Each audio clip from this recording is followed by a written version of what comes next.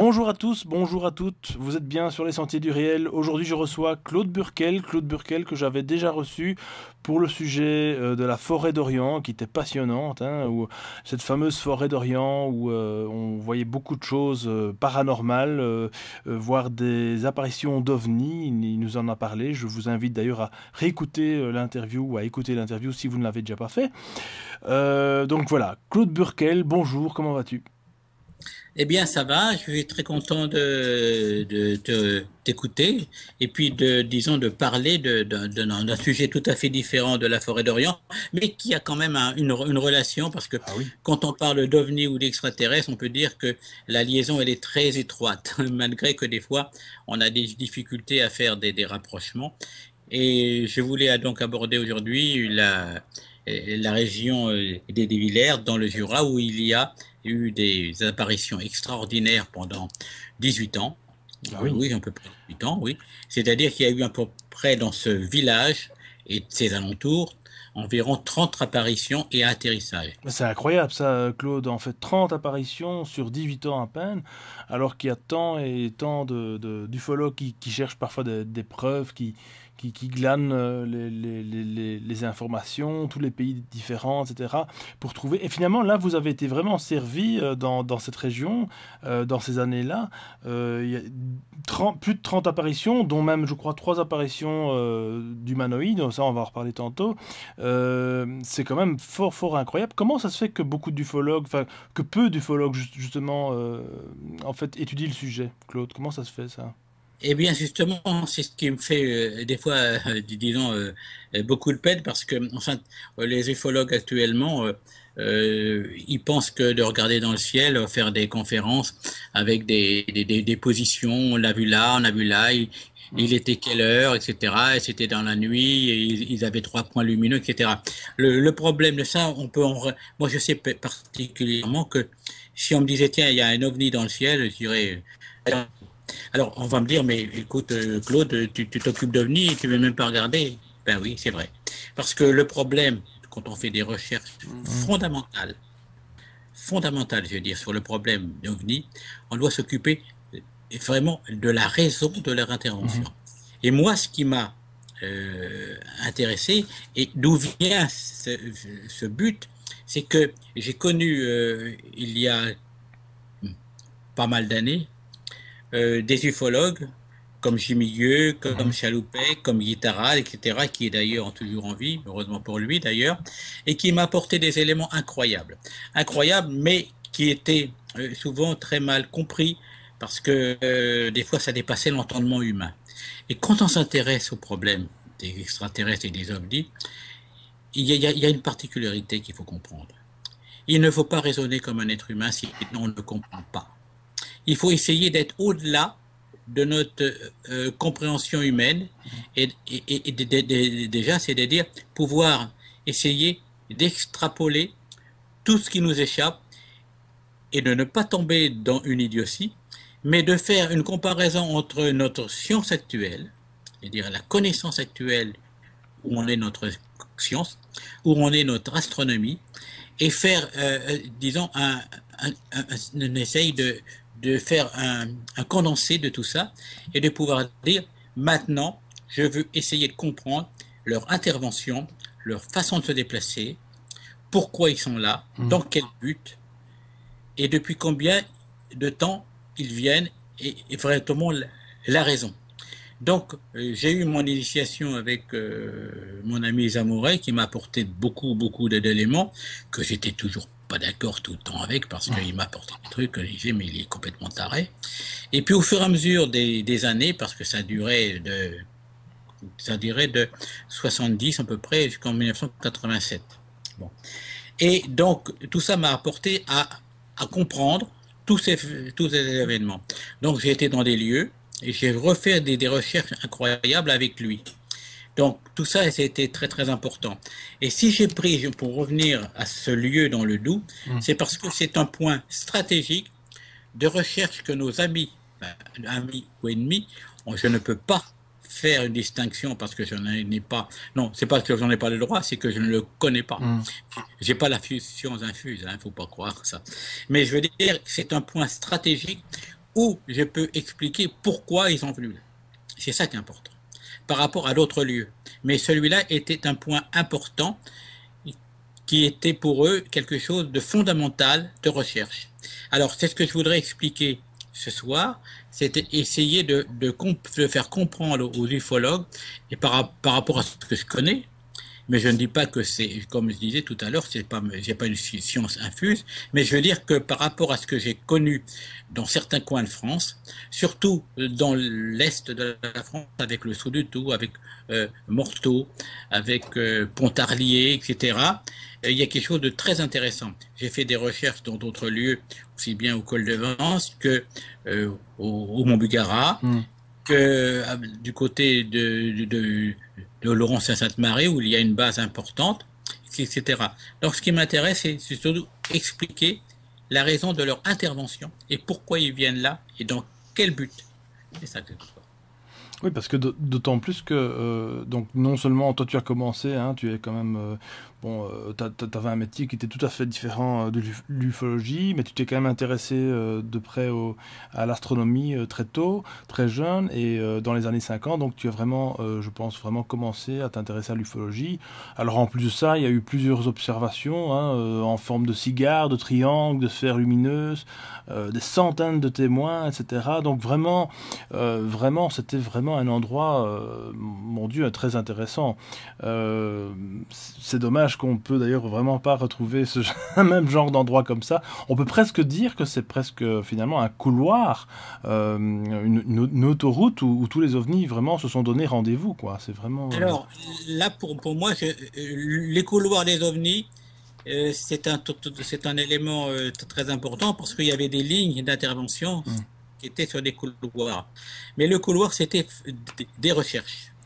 Et des recherches qui étaient faites à des lieux précis. Alors, quand moi j'ai commencé mes recherches sur les ovnis, j'avais 14 ans, ça a été fait avec la vague de 54. C'était la grande vague de 54. Et à cette époque-là, il y avait quand même une particularité par rapport à maintenant, c'est qu'il y avait beaucoup d'atterrissages.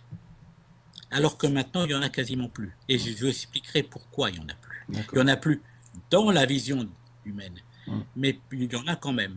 Mais il n'y en a plus, disons, comme il y en avait, où j'ai collectionné des journaux de l'époque, où il y avait tous les jours des apparitions, mais pas seulement dans le ciel, où des traces qui étaient faites, etc. Bon, donc tout ça, c'était pas du pipeau. C'était quelque chose qui était quand même réel, qui était souvent fait et réalisé par des gens qui étaient des gens simples, qui n'allaient pas inventer des histoires. C'était des gens qui avaient vu des choses. Et puis comme Marius Delville, par exemple, dans le train où il avait, qui était garde-barrière et qui a fait un truc extraordinaire, que j'ai d'ailleurs rencontré et qui m'a expliqué des choses fantastiques. D'ailleurs, il l'a payé cher, d'ailleurs, le pauvre. Enfin, c'est une autre histoire. Donc, je voulais expliquer que cet endroit-là était un lieu particulier. Et je voudrais expliquer pourquoi ce lieu était particulier par rapport qu'il y a eu pendant 18 années, à peu près, oui, 30 apparitions, non seulement apparitions dans le ciel, mais aussi des atterrissages. Et il y avait, comment il s'appelait déjà, je ne me rappelle plus, c'est Jean Tirode, qui avait 53 ans, qui était instituteur, et qui a participé avec les gens du village, et souvent avec même les enfants du village. Parce que les enfants ont participé. Il y a eu des cas extraordinaires où des gamines ont vu des choses, et des gamins aussi, incroyables dans cette région. J'ai été, moi, personnellement, il y a une dizaine d'années, voir ce village qui est devenu un village tranquille, où apparemment maintenant, il n'y a plus rien. C'est-à-dire qu'il n'y a pas d'apparition visuelle, il n'y a rien. Beaucoup de gens qui mettent en doute également, parce que vous savez bien que chaque fois qu'il y a ce genre de choses, on met en doute. C'est facile, comme ça, on n'en parle plus. Mais en fait, la relation, c'est que j'ai étudié pourquoi cet endroit était donc très visité par nos amis extraterrestres. En fait, je vais dire pourquoi, parce que lorsqu'on fait des recherches sur le terrain, on s'aperçoit bien que c'est pour ça qu'il faut faire évoluer la connaissance scientifique. Il faut faire des études géologiques, gravimétriques, magnétiques sur les terrains. Il existe des cartes que j'ai pu avoir et qui sont disponibles. Mais c'est pareil, il faut faire des démarches. Bon, et puis c'est pas des trucs qui sont donnés à bon prix, etc. Il faut quand même avoir. Mais enfin, il faut aussi y intéresser. Et on s'aperçoit que certains lieux sont particulièrement attirés par les extraterrestres. Pourquoi? Eh bien, parce qu'il y a à l'intérieur de notre planète des éléments qui sont particulièrement intéressants pour récupérer de l'énergie et des matériaux qui pour nous semblent dérisoires et qui pour eux les intéressent au niveau combustion et au niveau énergétique. Bon, lorsqu'on prend le problème de là c'est incroyable, c'est que on s'aperçoit que ce lieu a un problème tellurique important. C'est-à-dire que le courant tellurique, ce sont des éléments qui sortent de la Terre, qui sont formés à peu près à 100 km à l'intérieur de l'écorce terrestre et qui viennent en surface. Et ils sont utilisés comme énergie.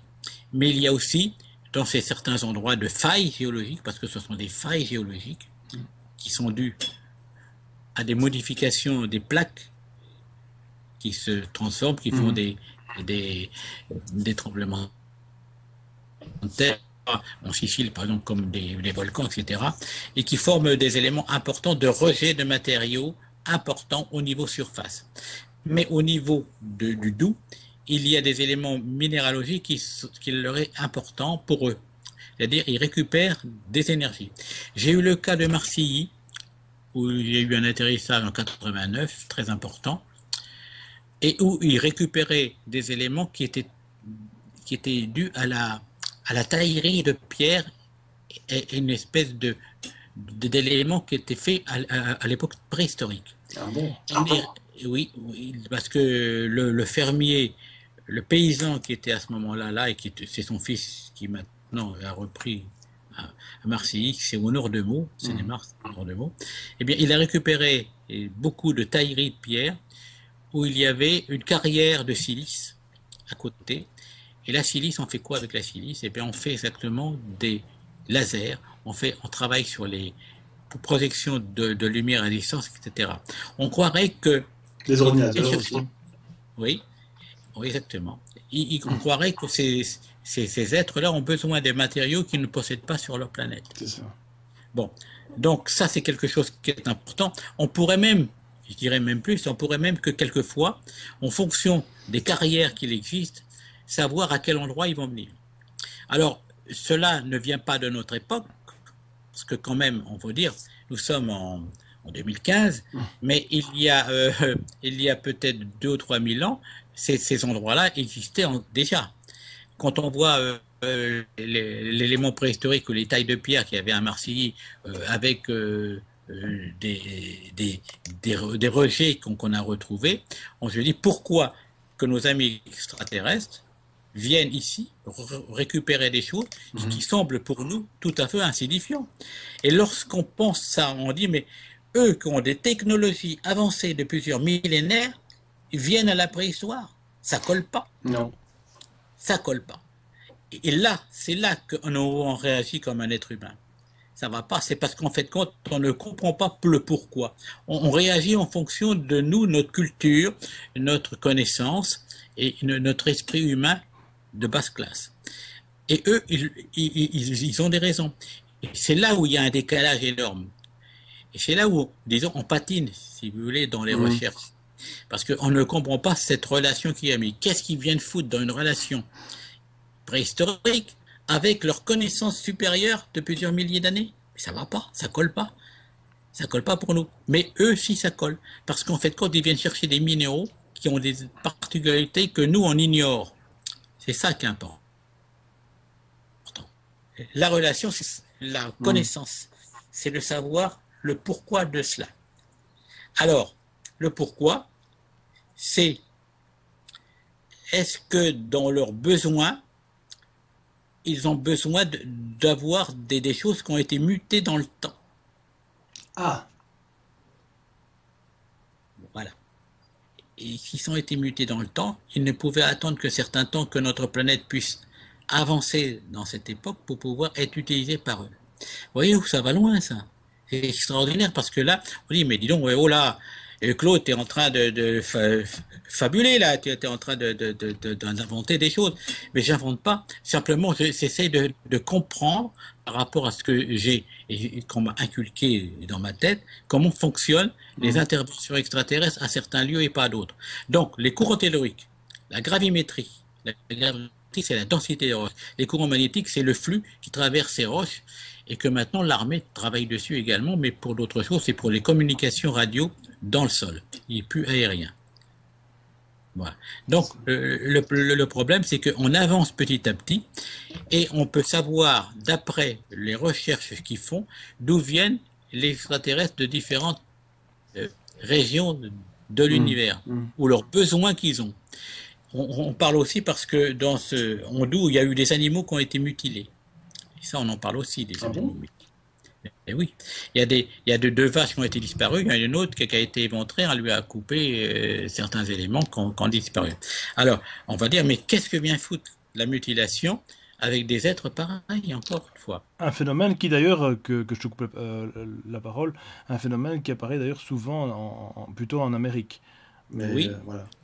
oui, parce qu'en fait, la mutilation des animaux ne vient parce que ils veulent rechercher dans l'ADN de certains animaux des ressources de procréation dans leur pour reprogrer à eux des éléments qui sont en autodestruction.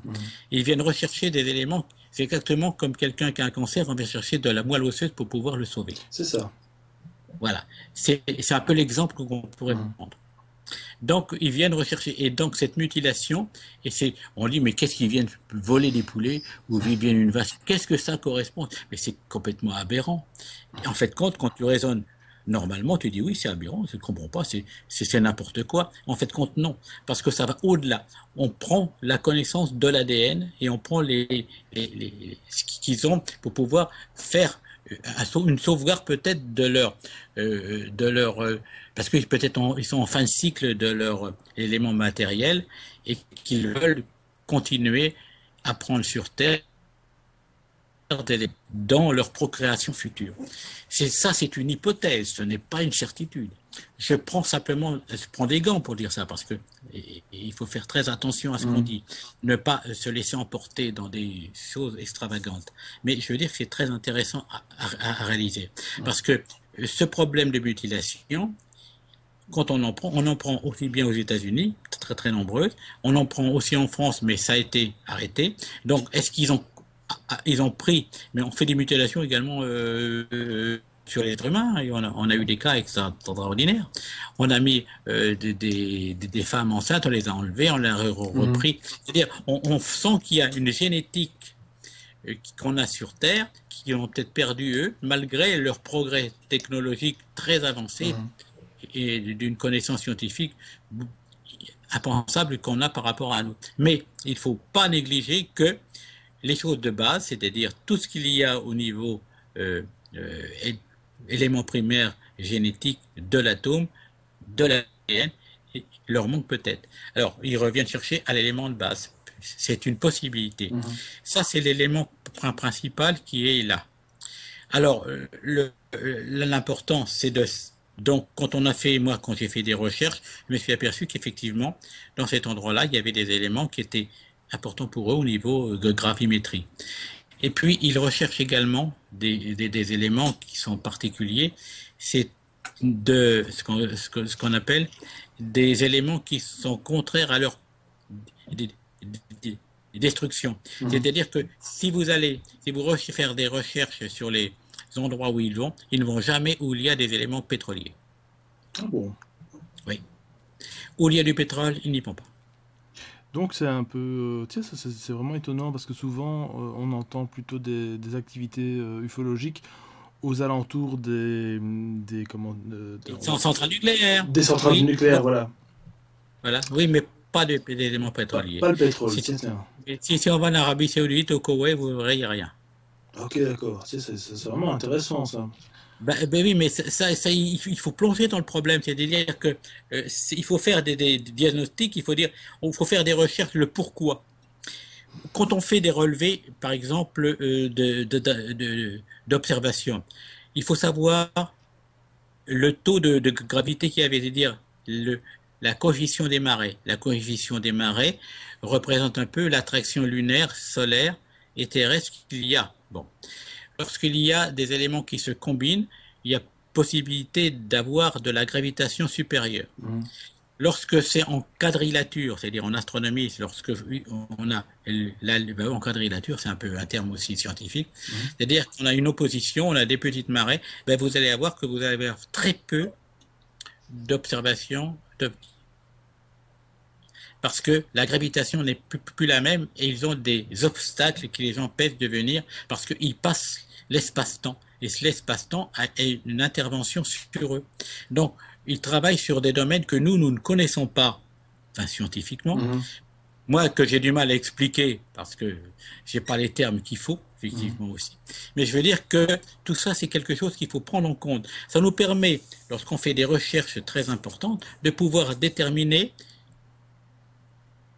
une espèce de quadrilature, de savoir pourquoi ils viennent à ce moment-là, pourquoi ils viennent pas à l'autre moment de l'année ou à l'autre endroit par rapport au mois, par rapport aux lunaisons, etc. Ça, c'est important. Donc ils ont un petit peu leurs autoroutes à eux et en fin de compte, ils peuvent pas comme ça circuler non plus. Voilà, enfin, le terme que tu prends est bien, c'est-à-dire qu'ils ont une autoroute avec souvent enfin, si on peut prendre ça, avec des stops ou des feux rouges, c'est-à-dire qu'on peut aller là, à ce moment-là. C'est pas parce qu'on peut pas aller là. Nous, on y passe, mais je veux dire, quand ils font des recherches particulières ou qu'ils ont, parce que leur forme de propulsion est tellement différente de ce qu'on peut imaginer, que malgré leur technologie ultra avancés par rapport à nous, ils ont certainement des obstacles qui sont dans le domaine de l'univers. Et ça, c'est pas possible. Donc, le problème, il est là. Et puis aussi, il y a une autre intervention qu'il faut faire aussi. Il y a certainement des conflits entre certaines interventions extraterrestres entre eux. Parce que tout ne vient pas du même endroit. En fonction. Parce que ça aussi, ça existe. Lorsque j'aimerais m'expliquer qu'il y a des êtres qui sont là pour utiliser nos énergies, il y a d'autres qui ont pour utiliser les éléments palliatifs qui mettent en péril notre vie au niveau des ressources. Il y en a qui prennent de l'eau. On a vu des lacs lapidés complètement en une nuit. On n'a jamais su. Scientifiquement, ça a été dit parce que il y avait un trou dans la terre et tout d'un coup une faille géologique et puis pop, tout est parti. Enfin, ça sort d'explications scientifiques. Alors, l'élément, c'est que pourquoi tout d'un coup il y a des endroits qui sont bien particulièrement intéressés par eux. C'est ça le problème. Est-ce que tu crois que c'est au niveau énergétique ou est-ce que tu crois que c'est au niveau ressources justement par rapport à... L'énergie est un élément qui se trouve dans tout l'univers. Hein. L'univers, c'est vraiment... Et je pense que c'est quand même... est-ce que la Terre, notre planète, qui est quand même un élément très très beau, possède des éléments qu'eux n'ont pas sur leur propre planète? Parce qu'il faut dire que si ces êtres qui viennent depuis longtemps voulaient notre perte, il y a longtemps qu'ils l'auraient fait. Oui, c'est certain. Et à mon avis, ils n'ont pas intérêt à... Ils n'ont pas intérêt pour eux. Voilà, exactement. C'est ça le problème. Ouais. C'est qu'ils n'ont pas intérêt pour eux. Et, bon, alors, ce qui pourrait dire aussi, c'est que notre planète peut-être a été l'objet d'éléments comment dirais-je, ça va être très, très, très difficile à dire ça. C'est qu'ils ont peut-être été on a peut-être été manipulés par eux pour être ce qu'on est maintenant. Oui, génétiquement, hein, c'est ça. Hein, c'est ça. Il y a beaucoup de sources qui le disent.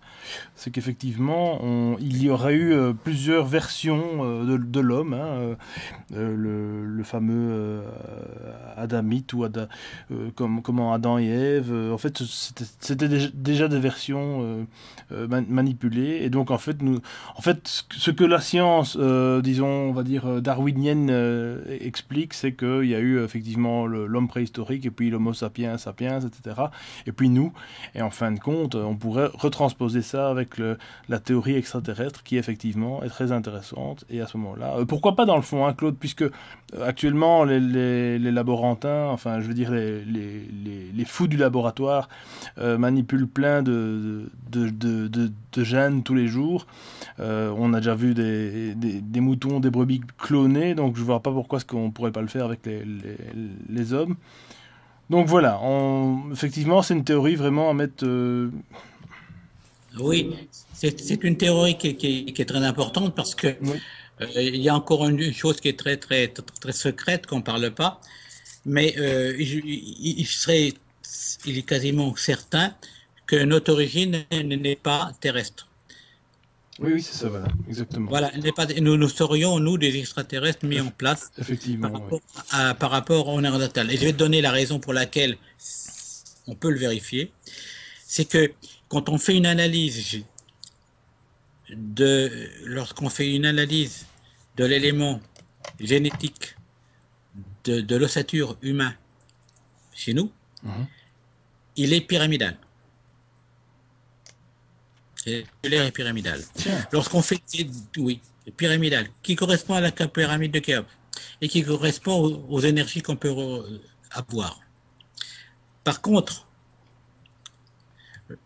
lorsqu'on fait des recherches sur les analyses de Cro-Magnon ou de Néandertal, on s'aperçoit que leur structure moléculaire osseuse est rectangulaire. Donc nous ne sommes pas des descendants de l'homme de Cro-Magnon à cause de cette structure. On a là actuellement que la structure osseuse, puisque tout le reste a disparu. d'où le chaînon manquant. Voilà, donc nous ne sommes pas des descendants de nos hommes préhistoriques. C'est ça. Alors, est-ce que c'est la structure de Adam et Ève qui a été fait par les religions et par le Christ ou par voilà, tout ce système que je rentrerai pas parce que Oui, là, bien c'est sûr. beaucoup d'ennemis. Est-ce que le phénomène fait que Adam et Ève représentent symboliquement l'action d'avoir mis sur Terre une nouvelle génétique C'est ça. qui n'a rien à voir Mm. avec nos ancêtres. Enfin, nos ancêtres, qu'on dit nos ancêtres, voilà. Et à cause de ça, et ça, cette structure moléculaire osseuse, c'est quelque chose qui n'est pas de fiction. Il suffit officiellement il y en a qui le savent, des scientifiques, il n'y a pas de problème. Mais dire ça, ça remettrait tout en question. Ah oui. Ça mettrait tout. Et ça, scientifiquement, on ne peut pas se le permettre. Donc, on continue. Et pourtant, il serait temps, hein, Claude, que les choses soient un peu plus éclaircies. Moi, je pense qu'effectivement, ça ferait beaucoup peur à beaucoup de personnes. Mais des gens comme toi, Gilles Thomas, enfin Marc Rey que j'ai reçu, etc., c'est quand même tellement plus logique qu'on nous dise enfin une bonne fois pour toutes, voilà, écoutez, voilà, vous n'êtes pas des êtres humains, vous n'êtes pas des terriens. Mais nous allons mettre tout en péril avec les religions. Ça va être une catastrophe. On ne peut pas se permettre actuellement de parler de ça. On a une civilisation de près de 6 milliards, qui va arriver à 6 milliards d'individus, avec des religions différentes qui sont déjà en conflit. On ne peut pas se permettre de dire une chose qui va bouleverser et qui va mettre encore en querelle beaucoup plus davantage qu'il y en existe encore actuellement. C'est triste. Ou à l'inverse, Claude, peut-être que ça pourrait réunir justement toutes ces querelles, enfin, une fois pour toutes, de se dire qu'en fait, on est vraiment tous des poussières d'étoiles, tous voilà, des créations de la même, on va dire même race, on va dire même génétique. Finalement, voilà, il y aurait plus de noirs, il y aurait plus de jaunes, il y aurait plus de. Voilà. Et en fait, compte, toutes ces couleurs que l'on a viennent à la différence qu'il y a en fonction de la position de ces êtres sur Terre par rapport au Soleil. Enfin, c'est un truc compliqué qu'on ne peut pas aborder pour maintenant, mais c'est comme ça, parce que là, on n'en finit pas. C'est-à-dire, petit à petit, on dévie. Mais je veux dire que c'est très intéressant parce que là, on peut comprendre que l'univers, nous sommes des descendants d'êtres venus de l'univers. D'ailleurs, on ne peut pas nier, hein, même si tout le monde ne le comprend pas, on ne peut pas nier qu'on est quand même... quand je vois des explications qu'il y a sur certains scientifiques, que l'homme descend du singe et puis qu'on avait une bactérie, et puis que les dinosaures ont été détruits, c'est à cause de ça, après, qu'on a pu mettre, que l'homme s'est développé. Enfin, tout ça, ce sont des choses que l'on raconte. Moi, je veux bien, moi, je ne suis pas là aussi pour dire que tout est faux, mais il faut bien réfléchir à tout ce qu'on dit, et il faut dire que la science actuelle évolue terriblement vite, mais malheureusement, cette science ne peut pas tout donner au peuple, parce que ça mettrait trop de différences, trop en péril, et puis tout le monde n'est pas prêt à recevoir ces informations-là. Il faut respecter aussi tout le monde, hein. Le monde a besoin d'être respecté, et on ne peut pas tout donner et tout dire. Moi, j'ai raison, vous avez tort. Donc, petit à petit, au fur et à mesure des générations qui viendront, petit à petit que ça viendra. Mais pour nos domaines extraterrestres, c'est vrai qu'ils ont des interventions qui viennent sur Terre, qui sont dues à l'implantation de certaines bases, parce que ça, il faudrait aussi en parler, et certaines bases qu'il y a sur Terre qui ne datent pas de maintenant, et qui existent un peu dans tout le monde. Donc, j'ai parlé des extraterrestres. Tout à l'heure, j'ai parlé... non, j'ai peut-être parlé des extrapassés, et puis des intraterrestres. J'avais parlé avec, d'ailleurs, De Chavannes avec la télévision française, des intraterrestres. Parce qu'il y a beaucoup de choses qui se passent à l'intérieur de la Terre qu'on a du mal à expliquer, et qui est très, très, très délicat aussi à aborder, parce que ça bouleverse un peu toutes les grandes théories. C'est vrai que c'est pas marrant à parler. Alors, il y a les extraterrestres, il y a les extrapassés, il y a les portes induites, comme il y a la forêt d'Orient, comme il y a au Soudou, comme il y a à Pontarlier, comme il y a à Bukhara, comme il y a au Pic Combelon, à côté dans les Pyrénées, ou le Trésor des Morts, que c'est pareil, c'est une intervention que j'ai eue à cause de Guy Tarade, qui m'a envoyé sur un lieu dans les années 71-72, et j'ai travaillé là-bas il y a très longtemps. Et puis, tout ça, ça fait que j'ai eu toute cette connaissance à cause de ces grandes personnes qui sont la majeure partie disparues, mais qui m'ont apporté des éléments incroyables. Alors, c'est vrai, mais pour ce qui est des contacts qu'il y a sur Terre, il y a forcément, je reviens encore, des lieux particuliers qui les intéressent plus que d'autres. On a par exemple un endroit qui est au nord de Lyon. Au nord de Lyon, il y a un endroit qui se trouve à peu près à, mettons, 30 km au nord de Lyon. Il y a une base française militaire qui a remplacé Taverny. Et cette base, elle se trouve à peu près à 400 mètres en dessous du niveau du sol, avec une armée et des blocos très importants. Bon. Mais ça, c'est bien terrestre. Hein. C'est bien terrestre. Okay. Bon. Il travaillait sur Taverny, il travaillait pour le terrain d'Albion également. Et d'ailleurs, on peut savoir parce que les fournisseurs de ciment Lafarge ont fourni des milliers de tonnes de ciment pour fabriquer tout ça. Et donc, ça a remplacé le Taverny qui était au nord de Paris et qui commandait dans des blocos tout ce qui était dans Albion, qui était dans les bases des thermonucléaires, qui étaient pour le lancer à ce moment-là. Maintenant, cette terrain d'Albion appartient à des extraterrestres qui l'ont intervenus pour mettre leur base, une certaine base, qui est en accord avec, je dis pas le gouvernement actuel, parce que les gouvernements actuels ne sont pas du tout courants. Je parle avec l'armée de haut niveau. Et tout ça, ça existe, c'est vrai, c'est quelque chose qu'on peut malheureusement vérifier avec vérifier, c'est un peu délicat parce que j'ai eu tellement d'ennuis avec tous ces problèmes-là. Mais je veux dire que ça existe. Donc, les extraterrestres, eux, on peut avoir, ils balisent, ils se font voir, ils surveillent ces endroits particulièrement. Je parle que de la France, là. Je parle pas des États-Unis. Bon, je parle parce que les États-Unis c'est autre chose encore. Mais je veux dire qu'on parle que de la France. Et là, il y a justement cette intervention. Bon, ça c'est une chose. Maintenant, je voudrais parler d'une chose aussi importante que j'ai parlé au départ. À l'époque des années 53 à 70, presque 80, il y avait beaucoup d'atterrissages, il y avait beaucoup de... Maintenant, on n'en voit plus. Pourquoi? Est-ce que tu as une idée pourquoi, tout d'un coup, on voit des objets dans le ciel, mais on ne voit plus d'atterrissage? En tout cas, une chose dont je suis certain, c'est que, enfin certaine même, c'est que donc la plupart des personnes de toute façon ne font plus attention à tous ces phénomènes parce que de un, ça ne les intéresse plus, parce qu'on a tellement décrédibilisé le sujet que les gens sont, je crois à mon avis, dégoûtés, ils ne veulent plus vraiment rien entendre et donc d'une part leurs vibrations ne sont pas connectées à tout ça. Et donc, à mon avis, je pense qu'il y a vraiment une... Ouais, ou alors c'est vraiment une question d'époque, de vibration. Je pense que vraiment, il y a déjà...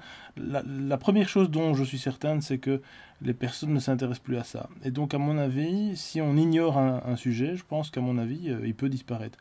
Bon, ça, c'est encore une autre théorie, naturellement. Alors,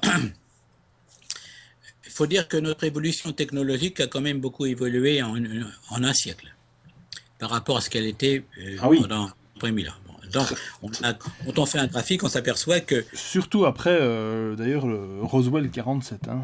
Voilà. Donc, on a récupéré des engins, on a trouvé des transistors qui ont remplacé les lampes de radio.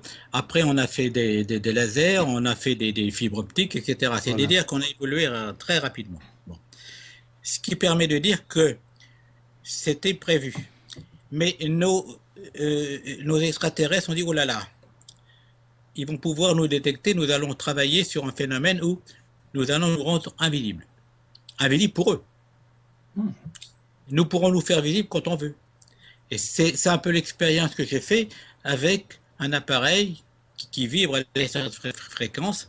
On a aussi le furtif qui permet de ne pas avoir d'écho sur les radars. Très important. Donc ça, c'est une question de radar, mais au niveau visibilité, c'est-à-dire que quand on voit un objet dans le ciel, c'est parce qu'ils veulent bien se faire voir. Oui, ça c'est intéressant. D'ailleurs, Claude, tu en avais parlé lors de ta venue à Bruxelles. Tu as un appareil, effectivement, qui a un effet... C'est une sorte de lampe stromboscopique. Voilà, stromboscopique qui a des fréquences élevées, qui permet de faire voir ce que tu veux, quand tu veux. C'est-à-dire, tu peux faire voir, et ça, c'est pas quelque chose d'imaginatif, hein, c'est quelque chose que tu montres. Tu peux faire voir une couleur ou deux, ou rien du tout. Tu peux faire voir un ovni ou deux qui n'existe pas. Ou il y en a un, mais tu peux faire voir 4 ou 10 fois, ça dépend. Et l'humain, il le voit. L'œil humain le voit. Oui, c'est ça, voilà. Voilà. Et tout d'un coup, si tu veux pas le faire voir, eh ben, tu le vois plus. Oui, parce que nous, notre œil ne fonctionne qu'à une certaine fréquence, je ne sais plus laquelle, mais... Il a des fréquences limitées. Bien sûr. Et à partir de 60-80 fréquences, on ne peut plus le voir. C'est-à-dire, il faut un appareil qui fait des éléments de fragmentation qu'on appelle. Bon, ça, c'est quelque chose de très simple. Mais je veux dire que là, ils peuvent donc atterrir à un endroit et on va dire, mais il y a des traces.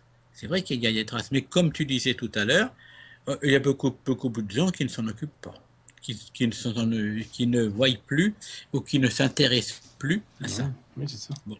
Donc je suppose que il y a eu quand même des témoins durant cette vague d'OVNI, parce que bon, 18 ans d'OVNI, 30 apparitions, c'est quand même pas rien. Je suppose qu'il y a quand même des témoins qui ont parlé. Est-ce qu'il y a des notes de ça quelque part ou...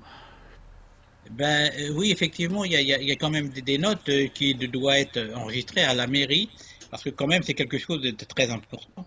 Mhm. Et comme tu disais tout à l'heure, là, tout de suite, même qu'il y a, on ne fait pas, on ne fait pas un, enfin, un, un reportage en 5 minutes. C'est quelque chose qui a duré des années, des années. Ah oui. Et en fait, compte, cet instituteur, que je rappelle, qui s'appelait même Jean Tirode, qui avait Oui. 50 ans, était instituteur, et qui a eu donc des gros problèmes, et il s'est occupé de ce problème-là depuis les débuts jusqu'à sa mort. Mhm. Parce que sa mort était encore assez particulière, mais c'était un fanatique de ses recherches. Mais ce que je veux dire, il n'y avait pas que lui.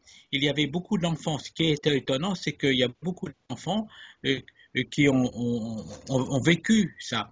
Comme l'histoire de cette école et de ce bâtiment qui a brûlé, où des enfants ont vu, et puis ils ont vu ces fameux des petites personnages sauter de la maison et courir dans les bois et dans les champs sans presque toucher le sol. Mhm. Donc c'était absolument étonnant. Et donc il n'y a eu pas qu'une personne ou qu'un enfant, il y a eu plusieurs qui ont été écoutés et qui ont répété la même chose. C'est-à-dire qu'on ne peut pas dire que c'est une vision accidentelle. Ce sont beaucoup des enfants en quantité qui ont répété la même chose parce qu'ils ont été pris à part et on leur a demandé ce qu'ils ont vu. Et tout a recalé. Donc ça ne pouvait pas être une imagination individuelle. Mhm. C'est ça qui est important. Et là, quand je dis que je ne me souviens pas d'avoir parlé de ça encore sur une autre émission, mais cette histoire de ces petits personnages qui ont volé, qui se sont déplacés, sans presque toucher le sol, a quelque chose d'important et qu'on n'a jamais parlé. C'est-à-dire que s'ils avaient la faculté de presque se déplacer en courant sans toucher le sol, Mhm. c'est que leur planète d'origine devait être beaucoup plus dense, beaucoup plus importante que Mhm. la Terre. Cette expérience-là, on l'a eue lorsque les premiers vols Apollo se sont déplacés sur la Lune Oui. et que sur la Lune, il y avait une densité, enfin une pesanteur plutôt, Mhm. Mhm. de 6 fois plus grande. Donc on pouvait se déplacer. Celui qui pesait 70 kilos, il pesait plus que 10 kilos. C'était quelque chose d'extraordinaire. Donc on peut supposer que ces personnages, ces êtres-là qui sont venus et qui ont été vus par les enfants, devait être d'origine d'une planète qui était beaucoup plus dense, beaucoup Mhm. plus importante que la Terre. Et en venant sur Terre, ils pouvaient se déplacer avec un élément beaucoup plus aisé. Il n'y avait pas de problème pour eux. Oui, c'est ça. Et c'est pour cette raison que souvent, lorsqu'on voit d'autres personnages qui ont des difficultés à se déplacer, c'est que leur planète est beaucoup plus petite. Et en fait, quand ils viennent sur Terre, ils ont une densité plus importante pour eux et ils ont du mal à se déplacer. Donc ça, c'est quelque chose ce qu'on appelle de la gravité Mhm. universelle qui existe partout dans l'univers et qui peut prouver que ces êtres-là qui sont venus à différentes origines au niveau de leur race. Et ça, c'est encore une fois, je dis, peu d'ufologues en parlent. Je sais même pas s'il y en a qui en parlent. Et pourtant, c'est une logique tout à fait banale. On ne peut pas dire que ce soit compliqué. Ah oui. On a une petite fille qui s'appelait Joëlle Ravier, qui avait 15 ans à ce moment-là, et qui, elle, a vu se déplacer. C'est elle qui a vu encore se déplacer sur leurs jambes. Et ces petits êtres qui étaient d'une facilité incroyable, qui sautaient partout. Donc cette petite fille, elle avait 15 ans, peut-être qu'elle est encore de notre, Mhm. de notre vie actuellement, mais qui a été la première et qui a eu la faculté de raconter, et qui a eu tous ses petits copains qui sont venus dire oui, on a vu ça. Et c'est elle qui a vu que la maison avait été incendiée. Alors on dit par rapport, c'est que ces êtres-là ont voulu incendier cette maison pour ne pas trouver de traces. Il y avait des animaux qui étaient particuliers, enfin il y a des tas de choses qui sont quasiment inexplicables pour nous. Ah. Donc, oui, alors donc, euh, Jean Tirole, il a travaillé pendant des années, il a eu il a eu des rapports, il a eu des gens qui sont venus un peu de partout, et on s'est toujours demandé pourquoi. Bon, on va pas tellement détailler tout ça parce que c'est quand même un rapport qui existe, donc qui est, que tout le monde peut avoir. Mais ce qui est important, c'est savoir pourquoi ces êtres ont venu depuis très longtemps dans cet endroit et pour quelles raisons. Alors, lorsqu'on fait des recherches au niveau gravimétrie, magnétisme, c'est-à-dire que c'est ça que j'ai fait moi. Je me suis dit, oh là là, il y a quand même quelque chose qui n'est pas normal là. Pourquoi ils sont venus là, ils ne sont pas venus ailleurs? Eh bien, c'est simplement parce que dans cet endroit-là, il y a des densités de roches très importantes. Il y a du magnétisme très important.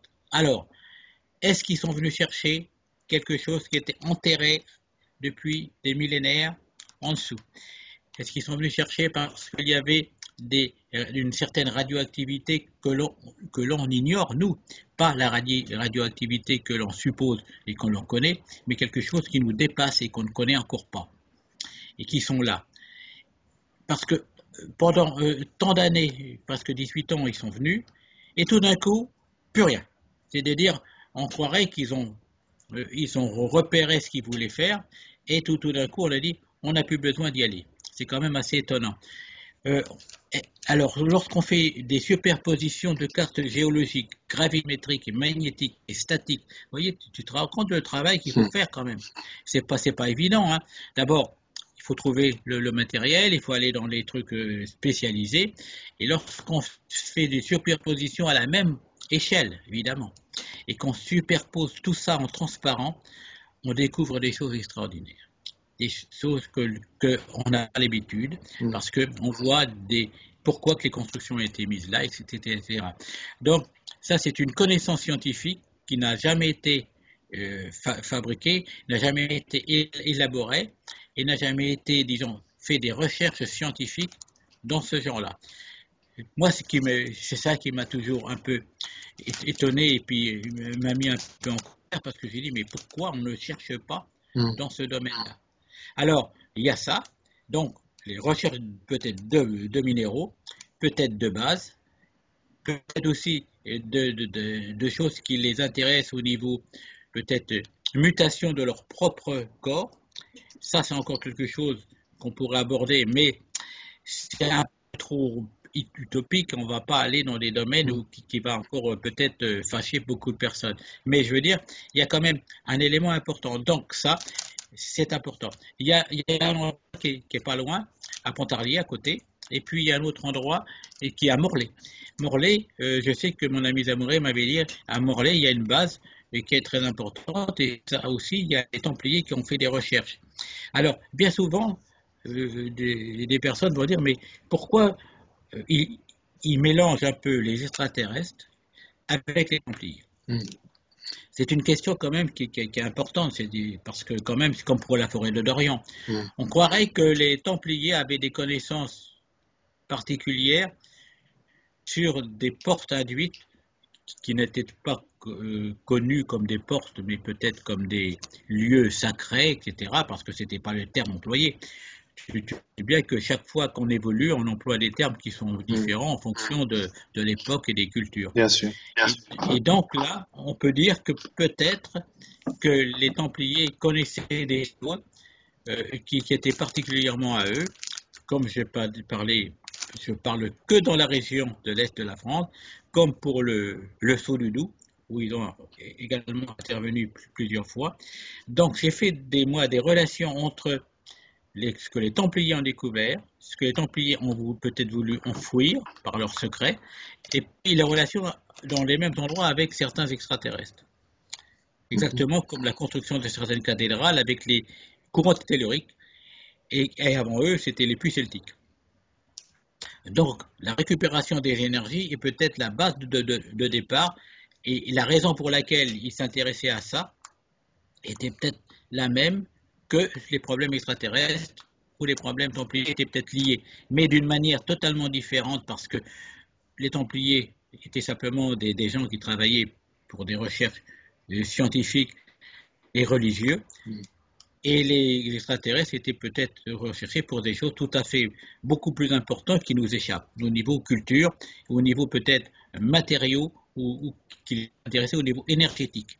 Parce que l'énergie est quand même quelque chose de fondamental dans la conception des extraterrestres et qui, pour nous, n'a pas rien à voir actuellement, puisqu'en fait, compte, nous, l'énergie pour nous, c'est l'électricité, le pétrole, fait tout ce qui est banal et qui doit être banal pour eux, mais qui peut être enfin, banal pour nous et qui peut être totalement très différent pour eux.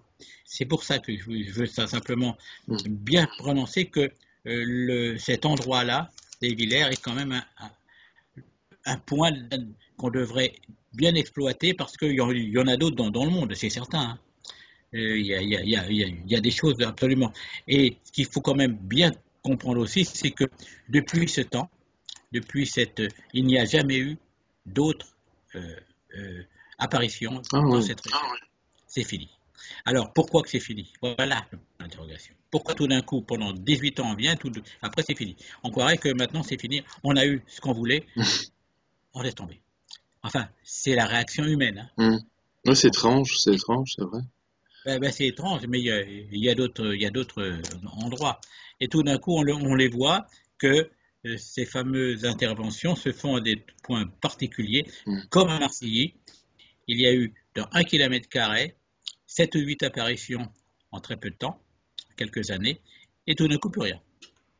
Par contre, à Marcilly, ce qu'il y avait, c'est que c'était un point très important au niveau de la préhistoire, parce qu'on a retrouvé des tailles de pierre, on a retrouvé des éléments très importants qui correspondaient à une intervention de la préhistoire, et aussi des minéraux de silice. La silice était très importante. Ah oui. Très importante, comme il y en avait à côté de Bray, où il y avait du sable également.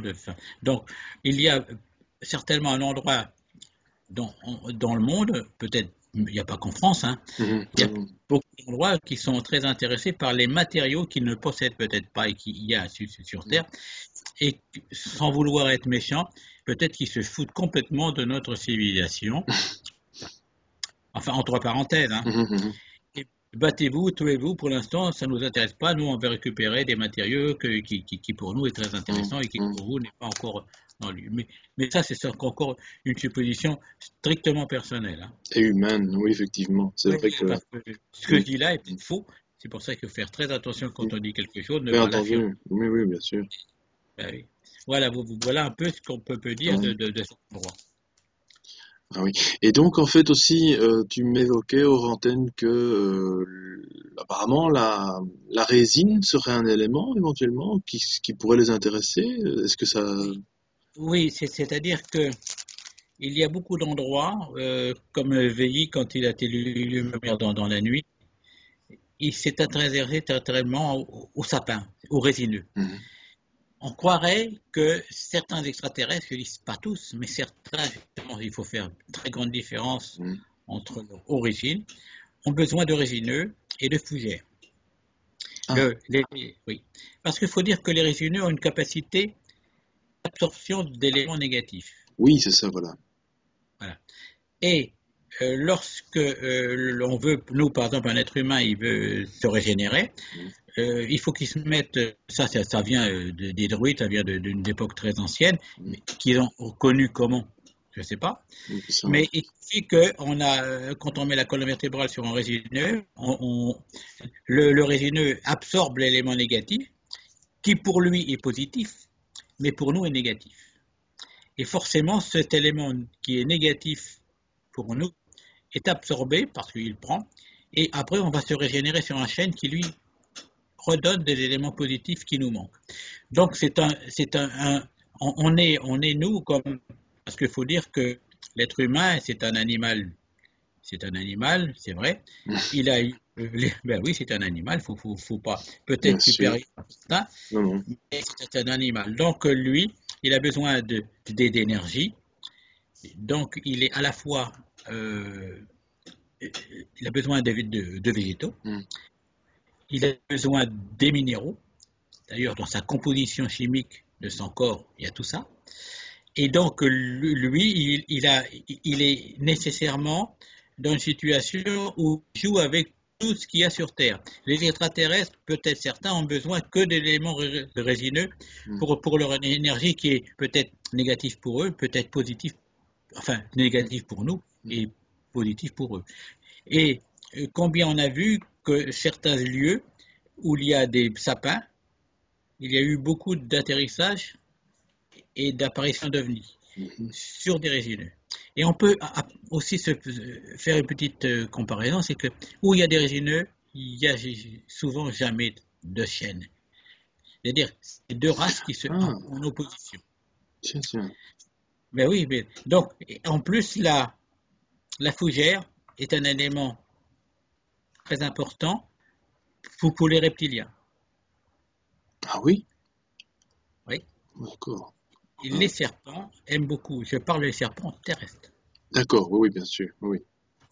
Mais lorsqu'on reprend, on s'aperçoit que si on parle des résineux, et on parle des fougères, avec les extraterrestres d'origine reptilienne, on s'aperçoit qu'il y a une certaine corrélation. Et est-ce qu'on a une explication, tu crois C'est parce qu'ils ont besoin de cette énergie. C'est-à-dire qu'en fait, ça aussi, moi, je dis, il faudrait l'étudier. Parce qu'on peut presque... Moi, je sais qu'à mon âge, je ne pourrais plus avoir la chance d'étudier tout ça. Mais si on faisait des recherches très importantes sur l'élément des végétaux, des minéraux, eh bien, on pourrait certainement savoir où il va y avoir des atterrissages d'ovnis, où il va y avoir des apparitions. Parce qu'ils sont en relation avec tout ça.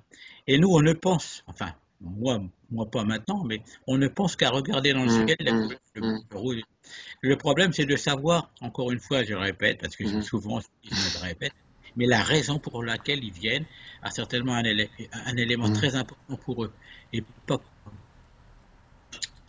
Et en plus, ça fait sens quand tu dis ça, parce que au fond, certains animaux savent quelles plantes guérissent, et les chamans, c'est pareil, ils ont besoin de certaines plantes pour guérir aussi, ou pour voir les mondes de l'invisible, etc. Donc ça fait finalement assez sens, quoi. Hein, c'est-à-dire que la nature nous a donné des éléments importants que l'être humain connaissait au départ par instinct, ou comme certains animaux mangent ou se nourrissent ou peuvent se guérir de certaines maladies par instinct, et que nous, on a un peu oublié. Et c'est vrai que le contact avec tous ces éléments, les minéraux et les végétaux, peuvent être très importants, aussi bien pour notre survie que pour nos guérisons de certaines maladies et nos énergies. Alors, est-ce que la planète Terre, vu la situation géographique dans l'univers, et peut-être même sans parler de l'univers, en parlant que du système solaire, a une riche importante pour les éléments extraterrestres qui viennent dans ce jardin de l'Éden, puisqu'on peut parler, si on parle comme les religions veulent à un moment donné, peut-être des éléments très importants que nous, on ignore complètement. C'est ça, oui. Et ça, c'est quelque chose qu'il faut également... C'est compliqué de parler de tout ça, parce qu'en fait, quand tout d'un coup, on s'engage dans des situations où on touche un peu à tout, et on va dire, mais si on touche à tout ça, où sont nos recherches sur les ovnis qu'on voit dans le ciel? Et bien non, il faut abandonner ce phénomène d'objets que l'on voit en couleur, et puis approfondir la question en disant, mais ce n'est pas d'hier qu'ils sont là, c'est depuis très très très très longtemps. C'est ça, oui. Et l'être humain ne les a pas toujours considérés comme des objets volants et non identifiés, mais simplement comme des messagers de Dieu, des phénomènes extraterrestres, etc. Les fameuses gloires, etc. Oui. Voilà, et quand on reprend les recherches très anciennes des observations qui ont été faites, on s'aperçoit que depuis des millénaires, ils sont là. Et ils sont là, et en fait, compte, ils n'interviennent que peut-être que pour pour des raisons qui sont propres à eux, et pas à nous.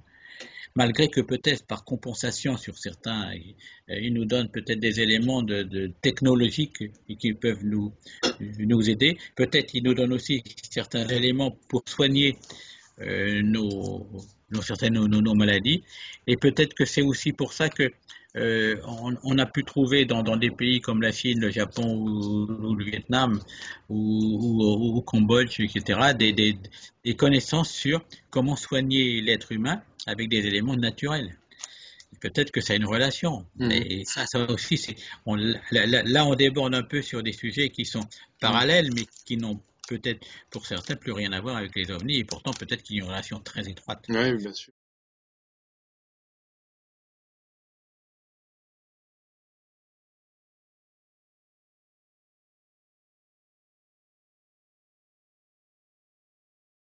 Parce qu'il y a quelqu'un qui m'a écrit un texte qui est très court, je vais te le dire. Oui. Le phénomène ovni n'est pas déroutant à cause de sa haute technologie, en avance de plusieurs millénaires, mais par l'utilisation totale et inattendue de celle-ci, et à laquelle les hommes sont incapables de songer par des manques de maturation. Mais j'en prends bonne note parce que c'est vrai que souvent je me dis est-ce qu'on mérite parfois toute cette connaissance? Est-ce qu'on est justement nous qui sommes, comme tu le dis souvent, à la maternelle de la connaissance, est-ce que on mérite ce genre de cadeau, si je puis dire? Je crois que parfois l'humain fait un peu tout et n'importe quoi avec tout ça et on devrait un petit peu redevenir humble. C'est ça qui est dommage. Ben oui, on est devenu humble, mais tu sais, euh, nous, on pense toujours, lorsqu'on fait quelque chose, on doit te dire, mais on donne quelque chose pour avoir autre chose en récompense. Mais il y a peut-être aussi d'autres zones d'éléments extérieurs à notre planète qui donnent des éléments, mais qui ne demandent rien d'autre parce qu'on n'est pas capable de donner quelque chose. Oui, c'est ça, voilà. On est dans, c'est exactement, on peut même pas donner notre supériorité, on ne fait que nous battre depuis des millénaires. Je veux dire, on n'a même pas la paix en nous, on est constamment en train de se quereller en permanence. Donc, nous apporter quelque chose, mais le rapporter à eux, je pense que tant qu'on n'aura pas évolué dans le domaine de la paix et de la sagesse, on ne pourra rien leur apporter de plus. Exact. Je parle que pour ceux qui sont positifs. Bien sûr. Effectivement. Je ne dis pas parce qu'il ne faut pas croire que tous les extraterrestres sont positifs. Mais l'élément négatif qu'ils peuvent avoir, ça doit avoir rien à voir avec ce que nous pensons nous. Bah, d'ailleurs, si tu connais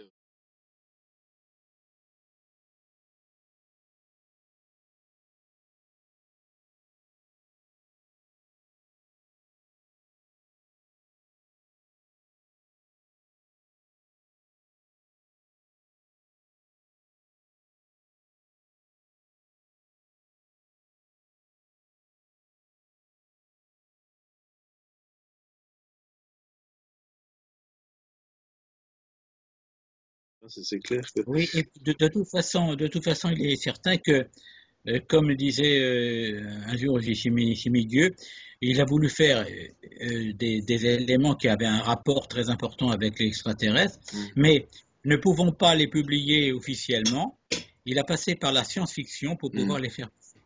Parce qu'avec la science-fiction, ce n'était pas quelque chose d'officiel, c'était quelque chose de, comme on dit.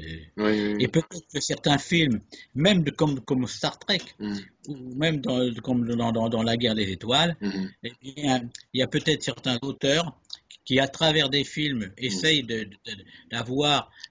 faire passer des messages pour que les générations futures puissent comprendre. C'est ça. Et quand je dis les générations futures, je dis païens futures.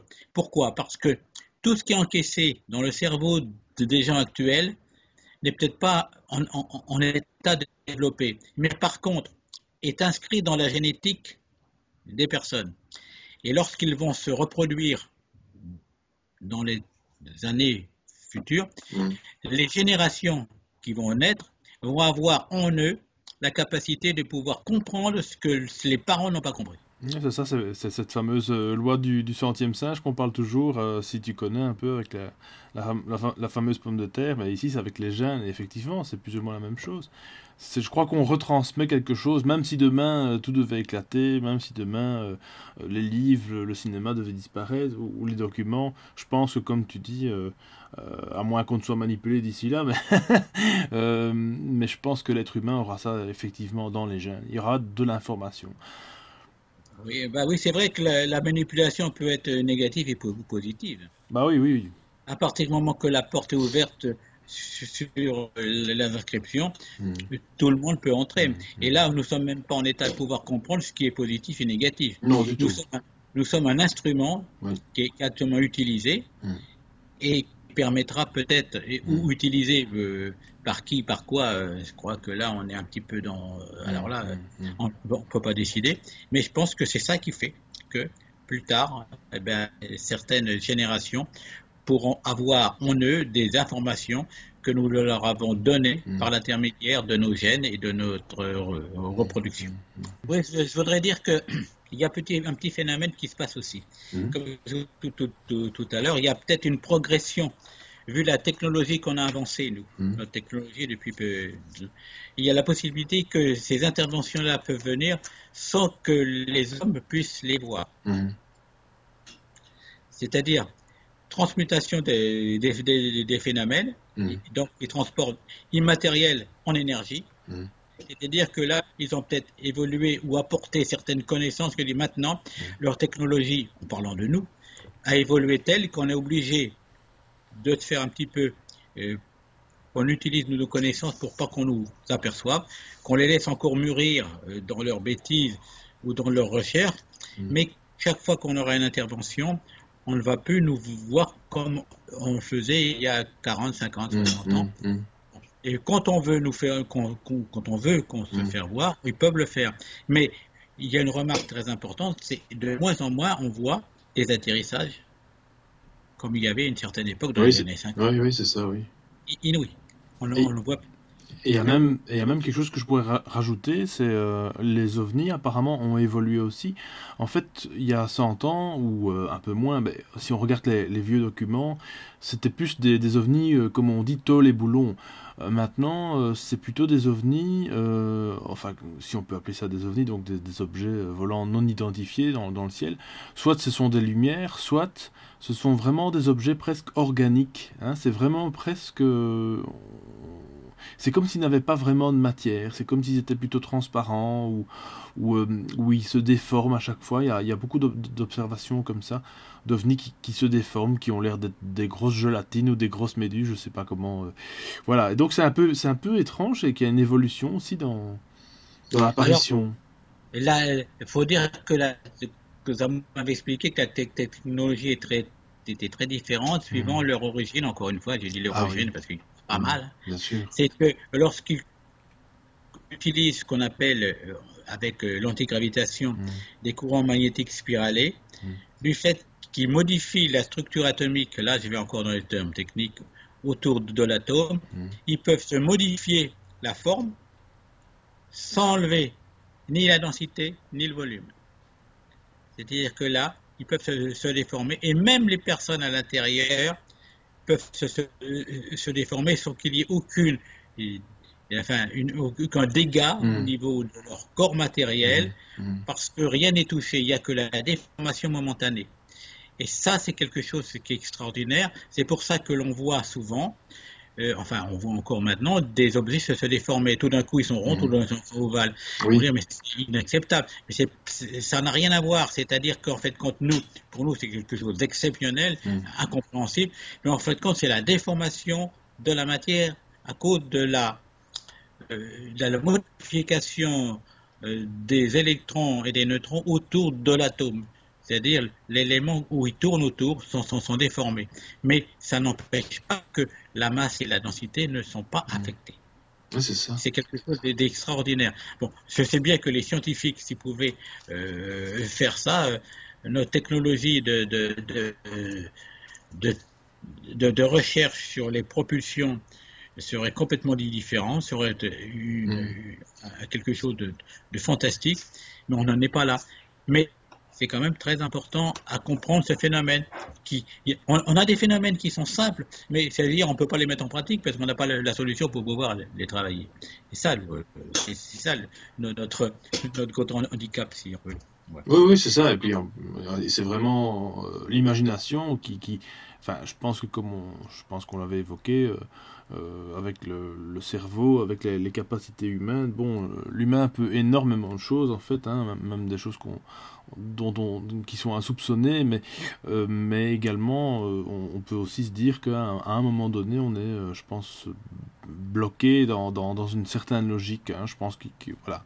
Nous, on réfléchit comme tu l'as très bien dit en tant qu'être humain, et puis Oui, on n'a pas de possibilité d'aller au-delà de notre conception matérielle.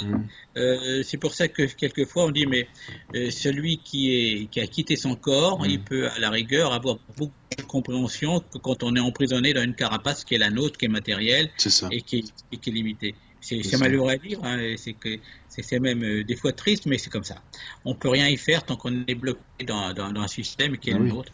C'est c'est notre planète, c'est le corps humain, c'est notre hérédité, Ah oui. c'est notre culture, c'est toutes sortes de choses qui rentrent en ligne de compte. Un simple exemple, ce sont les personnes qui passent de l'autre côté, hein, qui font une NDE, une EMI, une expérience de mort imminente. En fait, quand ils passent de l'autre côté, ils disent souvent, quand ils reviennent bien entendu, quand ils témoignent de leur passage, ils disent avoir vu à 360 degrés en même temps et pouvoir se déplacer à la vitesse presque de la lumière, je veux dire. Donc voilà, donc tout ça, ce sont des concepts qui nous dépassent ici en tant que terriens, mais dès qu'effectivement on quitte notre corps, voilà. Moi, je sais que j'ai vu avec Zamoret dans une grotte qui était dans le Doubs, justement, à la Rose du Prêtre. Donc, ben, à la Rose du Prêtre, c'était là-bas encore. Entendre de la musique qui était la musique des chocs des planètes, qui était un truc extraordinaire qui dépasse, parce que ça, on ne l'entendait pas par les oreilles. Hein. C'était le cerveau qui était directement touché par l'élément vibratoire.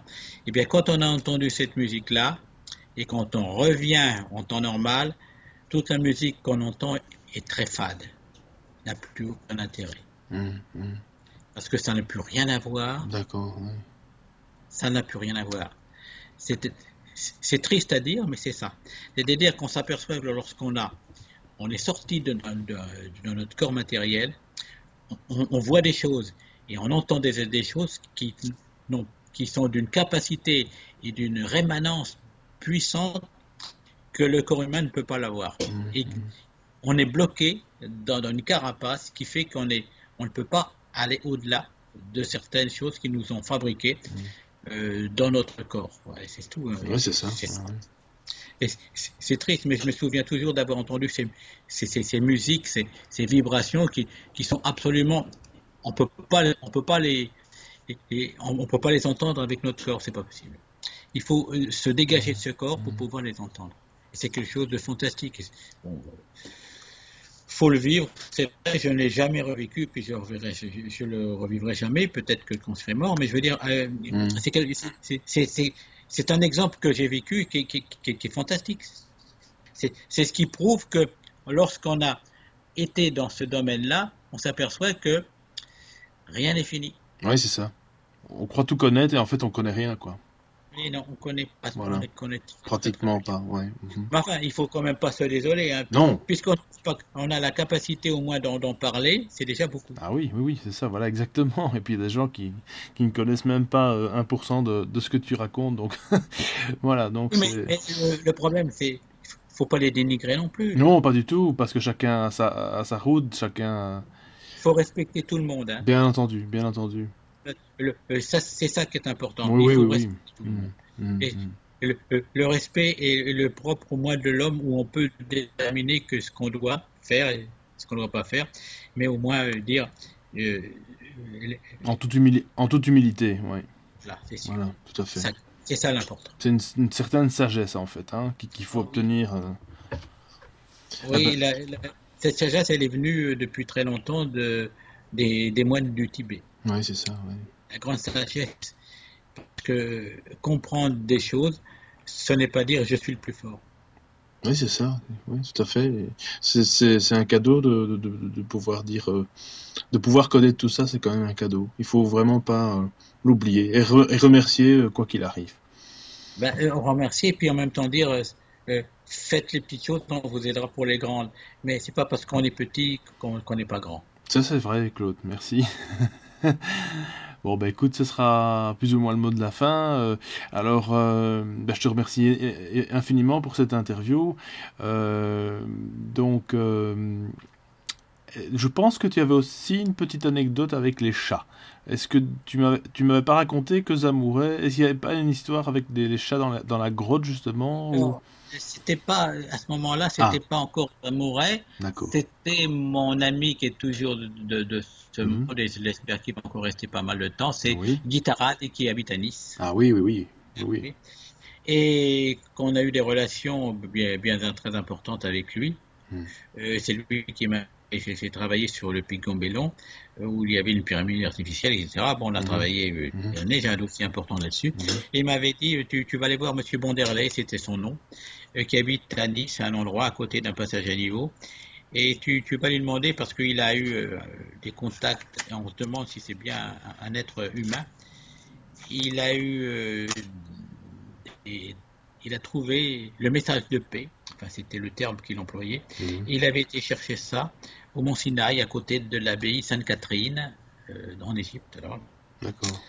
Et il avait été suivi par les services secrets anglais qui se demandaient ce qu'il allait faire là-bas. Et quand il est revenu à Nice, il m'avait dit, avant de rentrer chez moi, vous allez attendre dans un café. On avait bu un coup, comme a duré 1 heure. Et puis après, quand il a décidé, il a dit, vous venez dans 1 heure. Et puis on est venu dans 1 heure. Et là, on a découvert chez lui des chats, des chats, des chats. Alors je lui dis, mais vous avez beaucoup de chats? Et il me dit, oui, mais les chats, c'est des éléments très importants parce que c'est eux qui peuvent, euh, qui doivent Mhm. m'aider à survivre dans ce monde et qui ont besoin de moi. Mais ils me surveillent. Il me disait, les chats ne sont pas des animaux venus de la planète Terre, mais ils ont été apportés de l'extérieur. Mhm. Et ce sont des chats qui, comme les Égyptiens avaient, et qui Mhm. les vénéraient et qui les momifiaient parce qu'ils les considéraient comme des êtres humains. Donc, quand les Égyptiens, qui ont tué un chat, on était comme si on tuait un être humain. Et il me disait, il a des forces terribles, ils peuvent vous guérir ou vous tuer C'est ça. par leurs pensées. Ça m'avait fait un peu rire à l'époque, parce que j'ai dit, on va vous tuer, à part qu'ils vous sautent à la gorge ou qu'ils vous griffent. Oui. Il me dit, non, non, non, c'est pas ça, c'est simplement ce que c'est une puissance dans les yeux quand ils vous regardent, regardez bien. Mhm. Et les chats ont une faculté de pouvoir également vous aider dans certaines maladies, vous aider et vous guérir, et ils Mhm. savent où vous avez mal. Et lorsque l'on aperçoit certaines figurines ou certains dessins anciens, on s'aperçoit que les grands-mères avaient beaucoup de chats qui étaient à côté d'elles, Oui. beaucoup d'une cheminée, c'était Oui. l'emblème, c'était la façon. Et on disait, le chat peut guérir, peut donner de Mhm. l'énergie à Mhm. certaines Mhm. personnes. Et on s'est aperçu il y a quelques années également que certains chats pouvaient savoir une personne qui va mourir. Oui, c'est ça. Oui. Ouais. Et en même temps, dans certaines maisons de retraite, et aussi savoir quel organe qui est touché. Et le chat vient piétiner avec ses pattes un endroit Mhm. et il vous envoie des fluides. Ça, c'est encore pas reconnu par la science traditionnelle, mais enfin, Mhm. on s'aperçoit que petit à petit qu'on avance, on s'aperçoit que l'animal est le seul animal, le chat, qui a des facultés de ce genre-là. Alors, un petit détail aussi, comme je répète souvent, le chat n'a pas d'odeur. Il ne sent pas. C'est vrai. Le chien, les animaux, ils ont une odeur à eux. Tout à Le fait. chat, il ne sent pas. Et pourtant, il peut transpirer, mais Ah toute oui. cette transpiration est traitée de manière qu'il ne sent pas. Il sent s'il a été dans les endroits particuliers, mais son élément corporel Mhm. n'a pas d'odeur qui vient le perturber. Et Et quand on voit le lynx, le lion, le tigre, tout ça ont mhm. des odeurs. Et le chat n'a pas d'odeur. Et ça, c'est quelque chose que je voudrais bien que les sciences traditionnelles nous Ah oui. expliquent. Mais il a peut-être un élément corporel qui est particulier, mais Oui, c'est ça. ça m'intéresse. Quand vous prenez votre chat dans le lit, que vous le caressez, vous avez une odeur nulle. Et d'ailleurs, je vais même rajouter quelque chose, c'est que par rapport à ce que tu dis, pour appuyer ton témoignage, c'est que j'ai des chats aussi, et il y en a un tout particulier qui effectivement vient sur moi, et de temps en temps, effectivement, soit quand je suis stressé, il commence à palper ma poitrine, comme pour un peu me calmer, au niveau de la poitrine, donc, au plexus solaire. Et notamment, parfois, j'ai aussi mal aux intestins. Bon, voilà, ça arrive, hein, un peu comme tout le monde. Et là, il commence effectivement à palper aussi cette partie-là. C'est vraiment comme s'il ressentait la douleur. Et encore un autre élément important, c'est que paraît-il que, bon, les gens qui sont allergiques au chat, naturellement, c'est un autre problème, du moins à la salive, puisque ce n'est pas au poil dont on est allergique, mais à la salive des chats. Et en fait, le chat est important durant la nuit. Si vous dormez avec un chat durant la nuit, c'est important parce que paraît-il qu'il vient, vous protéger de certaines entités qui pourraient, on va dire, peut-être prendre possession, en tout cas un laps de temps durant la nuit. Et c'est pour ça aussi qu'un chat, c'est très important, il doit sortir un tout petit peu, donc il doit sortir de l'appartement ou de la maison, parce qu'à ce moment-là, il se régénère. Et les caresses sont très importantes pour eux aussi, parce que c'est comme si on nettoyait leur aura.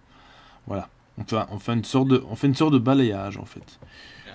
Le seul élément que les chats sentent, c'est quand les mâles, quand ils sont en chaleur, et que l'urine sent très forte. Oui, les marquages, voilà.